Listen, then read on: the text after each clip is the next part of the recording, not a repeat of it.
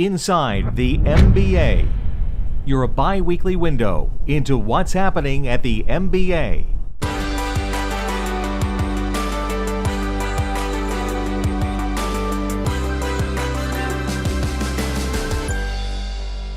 Today I'm here with MBA's Tricia Migliazzo, and she asked that we turn the tables so she could ask me a few questions on this version of mPower Moments.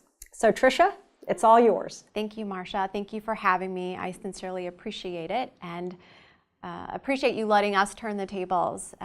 So you are constantly on the road. You are hosting mPower events, interviewing some amazing panelists, but we want to hear more from you and about mPower and what's ahead. So we know you are a huge champion for women, but I don't know if you realize the ripple effect that mPower has created and how many lives you've touched as a result of launching mPower a few years ago. I mean, it's countless. And I hear from women constantly on how they are starting to think about themselves more than ever before, and they are setting goals, career goals, which they've never had in the past, and action items to reach those goals and truly advocate for themselves, which is amazing, and it's pretty much a revelation to most. Did you think this mPower movement would explode as it has and be so widely successful? And was this your intention? Well, I have spoken many times that mPower was created based on the energy that we saw when we did some informal networking groups with women during MBA conferences. And I think what I was most surprised about is the fact that it took on a life of its own so quickly.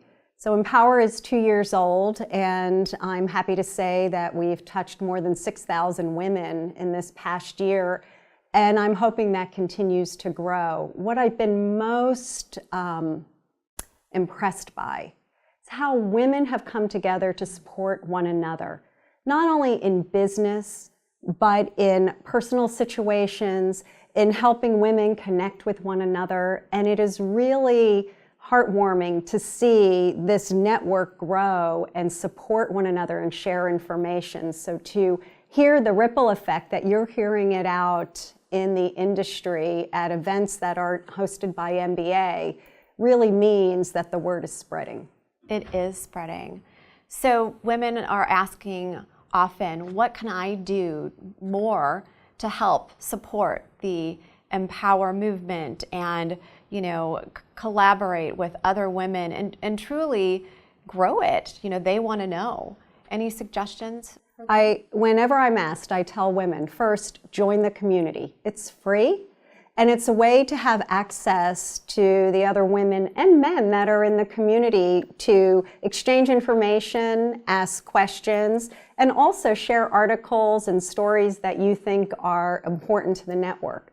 I also ask women to spread the word. So there are a lot of organizations that have women's groups within their organization, and I ask them to champion mPower to those groups. And we're starting a new toolkit so that we can give our mPower members so they can do their own company campaigns and encourage the women and men in their organizations to be part of mPower, to come to our events and engage in the dialogue. That's great.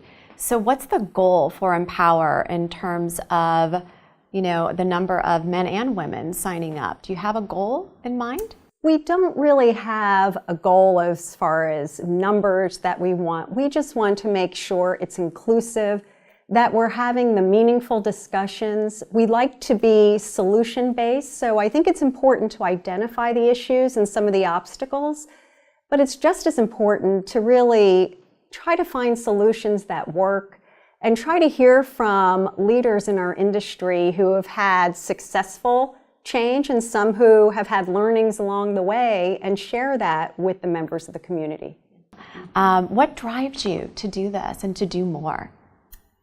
I've been in this industry a long time, and when I was coming up through the ranks, there weren't very many women, let alone women in leadership. And so as I looked at what MBA was doing and the access we had nationally to men and women in this organization, I think MBA is uniquely positioned in order to provide resources to our members and have these kind of networking events. And so I really wanted to give back to an industry that's been so good to me and my family, and also support the women as I, age out one of these years of this industry, leave it in a better place than when I came in. Well, you definitely are leaving a legacy, and again, women are so impacted, and again, I know you hear the stories, but there are many more stories out there, and I believe that women have started some internal women's group as a result of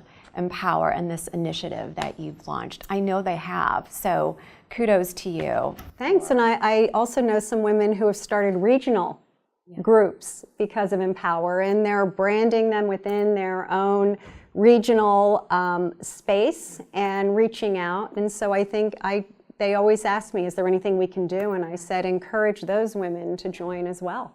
It's the ripple effect. The ripple effect. Ripple effect. Okay, so getting a little bit more personal, I wanted to ask you about your relationship with your sister. And why do you think it's so important for women to have a similar type of relationship, whether it's with a sibling or not? I am fortunate enough that my sister is also in this industry. She was here first, so she'll be the first to tell you that she was the one who encouraged me to take a job at an organization back then called the Mortgage Corporation that rebranded itself as Freddie Mac. And I will tell you, it's important to have somebody that you can be completely honest with when you're struggling in your career or with a topic, and also know that they're not going to judge you for it, that they're just going to try to help you navigate through it. And also, it's important to have somebody who can lift you up and really be your champion. And my sister has been at my side my entire life, and it's just, I'm fortunate that someone in the industry is also my sibling, so she does know the good, bad, and ugly. Hopefully more good than bad and ugly. Great, great. Okay, we'll end with, my favorite question to ask panelists. What would you tell your 25-year-old self just starting out in your career? Maybe in our industry. Let's be more specific. I would say to focus on yourself and your results. I think when you first enter a workplace and you watch what happens around you, sometimes you can get caught up in that. And really what's most important is, what do you want for yourself? What goals do you have? What results are you achieving? And most of all, make sure there are facets of your job that you love, that you're coming to work and you really like what you're doing. And so I think that keeps you motivated to want to do more and believe in the mission of the work that you do. Because you matter, right? Right. Yes. All right. Very good. Well, thank you all for joining us with Marcia Davies, founder of mPower and COO of MBA.